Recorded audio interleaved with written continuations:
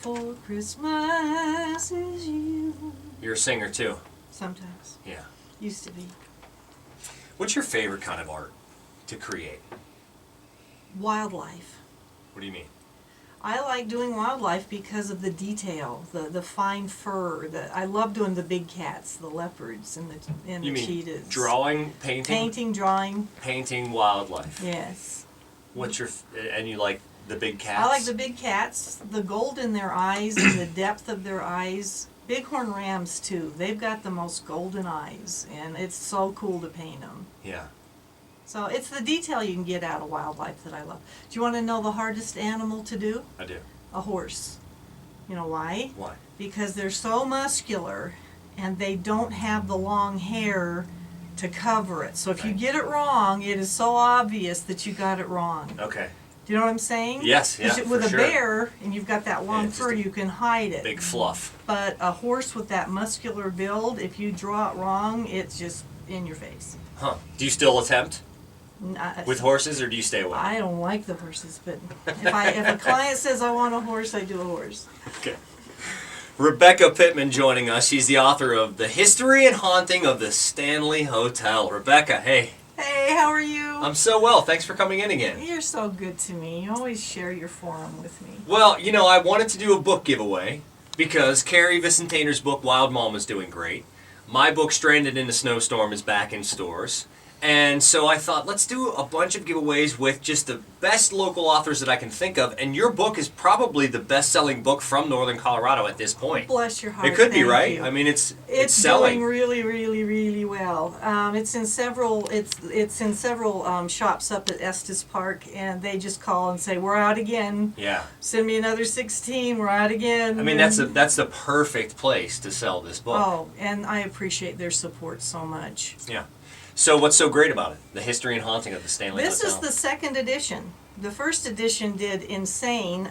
George Norrie with Coast to Coast AM, it's the biggest paranormal radio station in the world, had me on for 2 hours, and it sold out for months. I just went crazy. Yeah. And so the second edition has an all-new extended interviews with Stephen King, with his reason for the hotel inspiring The Shining. Mm-hmm. And we have a lot more of the photos from when the hotel was first opening that we did not have before. And we found all these amazing photographs. Old photographs. And all new ghost stories. Really? More? Well, we have my Facebook page. I have a Facebook page for each of my books. Yeah. And people write in, and they send me their ghost stories. So the first book came out in 2011, so I've accumulated a lot. And it was worth doing a second edition. So these are just people who have stayed at the Stanley Hotel who are now sharing their stories with you? And former, the ones I'm loving are the former crew or staff that were there. Those are the people who really get to know Yes. the building. Yes, and they came forward that I didn't know about them before. And thank goodness to Facebook, they're finding me. And the one lady worked in the kitchen and had all sorts of funky stuff going on. Oh, wow.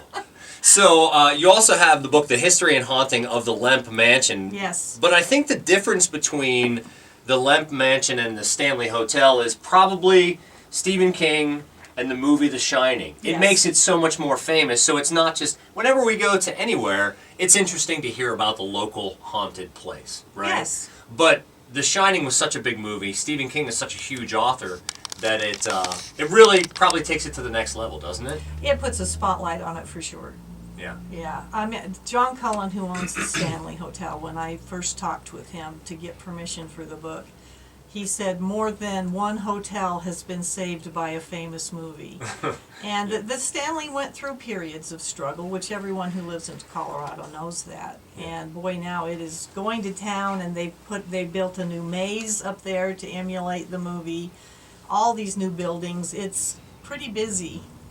So what's the spookiest recent story that you've heard? Because you've been interacting with people through your Facebook page. And remind us of your website and Facebook page so we can find you.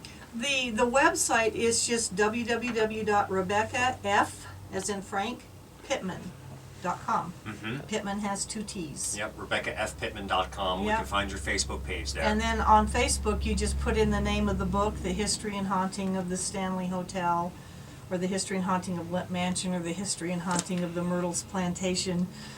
We just got the nod to do the Crescent Hotel, which is in the top 10 most haunted. It's in Arkansas. We're doing that next year. And Lizzie Borden, which I'm so excited. She's the axe murderer, right? Yeah. That takes some motivation to murder with an axe. The motto is do not deny your children allowance. So anyway, to get back to your question, I think the new freakiest story, the fourth floor still continues to get the most activity. And someone in room 418 was talking about things moving around. They caught it on camera. A lot of people take their video cameras up and put it on the tripod and run it all night. They saw the things moving around in their room. Oh my goodness. A chair actually turned almost halfway around to the wall, and they caught this. So, I mean, the 418 gets a lot. To me, I think that is the most haunted room there. What was the hardest thing about writing the history and haunting of the Stanley Hotel? With any of these books, it's the research. Because I spend a year on each book researching it, going into historic societies and museums and newspaper archives. And for everything that goes in, I have to get permission. Right. It's just a long, drawn-out, email process, phone call process. I've never been turned down. It just takes a while. It's legwork. But I like to cross the T's. I don't want to put anything in there that's not authenticated. Rebecca Pittman joining us. She's the author of The History and Haunting of the Stanley Hotel. We're going to do some giveaways with her book this holiday season. You can find her at RebeccaFPittman.com. Pittman with 2 T's.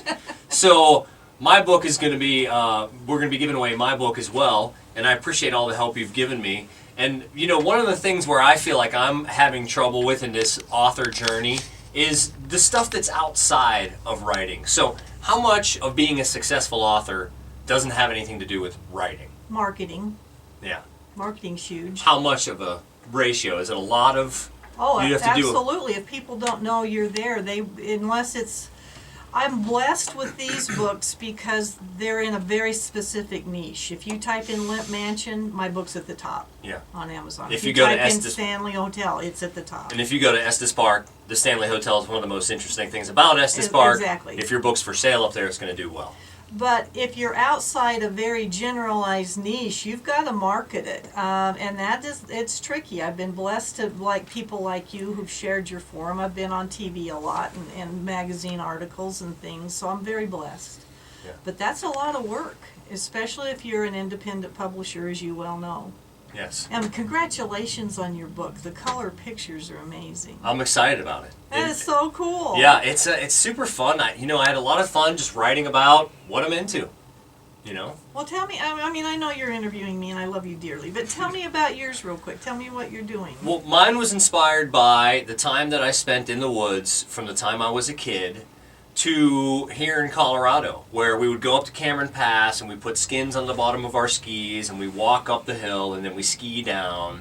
And, all of that gear is just so fascinating to me. And also putting myself in a position where we usually aren't in any danger, but whenever you walk out into snowy woods, you're taking your chances. Yeah.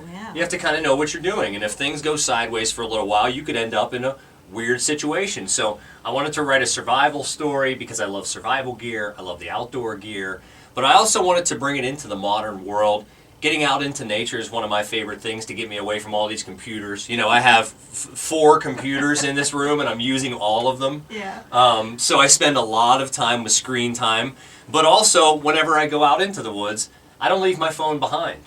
Because, if my phone's in my car and I get in trouble, that's the best piece of emergency equipment I could have. Yes. Yes. So there's kind of a twist that involves that kind of it's a codependency. Yeah, there's kind of a twist in the book that involves should we bring our technology or should we just leave it behind, or maybe we bring it and don't use it. But that's kind of a question that the people grapple with. And then it's just a way for me to get myself into the Colorado mountains and for me to get young readers into the Colorado mountains. That's what I liked about your book. After reading it, I wish my sons were younger where I could start over with them and say, get thyself to the mountains. Yeah, just go out, stay on the trail, but just get out there. Yes. And we're so blessed to live right here. I mean, we're an hour, and I just start driving west for an hour and we'll be, neck deep in snow, especially tomorrow. The snow's on the way. So. I know, the ski resorts are rubbing their hands together. Yep.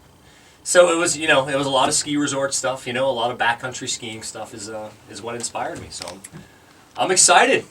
I'm excited, and writing the book was fun, easy, and enjoyable. I could do it all day long. Selling the book is a different story. That's why I like to look up to you, because you've been a successful author for a while now, and Thank you. It's not an easy thing to do. If it was just writing, no problem. Well, let's right? face it, paranormal is at its peak. Yeah. The timing was just perfect, and timing's everything. So my hat's off to Halloween and to everything else. I mean, I'm very blessed to have hit it when I did. Great. And that these venues are kind enough to open their doors to me and put their faith in me that I'm going to turn out a book that is what is reflective of the love that they've put into these places. Because they have. Limp Mansion, the Pointer family that owns that place, have renovated it from 1868, and it's amazing. It's a bed and breakfast, and it's amazing. And that's pretty haunted there, huh? Oh, gosh. You had personal experience. Well, I with the mean, paranormal something there. kicked the bed and sat on my feet the first night I was there. And then the second time, I heard 2 gunshots and a dog bark in the hallway on the second floor. And why this is significant is the last Limp, Charles Limp, who shot himself in the mansion, was rumored that he shot his dog first because he didn't want to leave it alone, and then shot himself. That's so sad on so many levels. And a lot of people said, I don't know about that story. So all of it, one morning at 5:30, I'm getting up. I had to get to Louisiana for the Myrtles wrap up, and right outside my door, I heard bang, bang, whoo. I mean, not muffled. I mean, like a gun went off, and my sister and my nephew had stayed with me that night. My nephew was on the couch, and he raised up. I said, Bo, did you hear those gunshots? He goes, no, but I heard a dog. I said, you did? He goes, yeah, a really big one. So later we found out that the caretakers who had taken care of Charles came by the mansion after the Pointers had renovated it into a restaurant and inn just for reminiscence, and told the owner that when Charles died he left 2 suicide notes, one that was publicized and the other was a private one for them, and said he'd shot his dog and asked them to take care of it. So I think I was supposed to hear that to validate, yes, I did shoot my dog. Go ahead, put it in the book. So the history and haunting of the Limp Mansion, you had some personal experience with the paranormal there, and you said that 4 different members of the family committed suicide? Yeah, now here's the thing. Elsa Limp, at the time of her mother's passing, was the wealthiest single woman in St. Louis. When she married, she had her own mansion, and their marriage was not doing well. They divorced, had just gotten back together, and had only been off the honeymoon for 8 days when she's found shot in the chest in her bedroom. Her husband waited 45 minutes to call anybody, and she was still alive.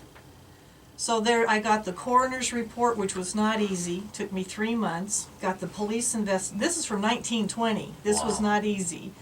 And I don't think she committed suicide. So I now have the St. Louis coroner looking into it. I think her husband murdered her. So if they reopen that, all I'm wanting is the verdict changed from suicide to undetermined. Okay. So many things. A maid got hushed up who at first said she'd seen things, and she was silenced. There's a lot. There's so much mystery to this family. There's secret underground caves that go from the mansion to the brewery, tunnels. Wow. The brewery's still there. She's right across the street. Did you go in the caves? We were about to. We were there in May, and the owner of the brewery was taking us down. He led us through this brewery that was built in 1865, and we're going down the stone steps to head to where the secret tunnel is, and I fell and broke my ankle. Oh, no. Well, broke my foot. So I remember seeing you in the. Did you have something on your foot for a little while? Yeah, it was broken. Wow. So it's still a little sore, and that was over 5 months ago. But I did not get. I teased everybody. If William Limp wasn't happy with what I wrote about him in the book, he didn't have to shove me down the stairs. Yeah, I was wondering where that might have been coming But from. they built a swimming pool down in the tunnels and a theater, and the family turned it into their own playground, and it's still down there. Wow. So it's fascinating. But there's pictures in the book. Did you find any links between the other suicides? No, I think there was some depression that ran through the family, but no, they were generations apart. That they Okay. all happened in that mansion is. But I tell you what I'm proud of. The research in that book, they were saying that Charles Lemp had killed himself in one room. After I found the police reports, it turns out it was a completely different room. And if you go look at it, you can see the 2 holes in the floor where his headboard was. And it's a dining room, so no one expected him to be in there. Vincent Price was his friend and stayed at the Lemp Mansion. This place is insane. It's really cool. Wow. So no, I didn't find a link other than they had a propensity for guns and shooting themselves. Okay. Well, The History and Haunting of the Stanley Hotel is Rebecca Pittman's book. The History and Haunting of the Lemp Mansion is also her book.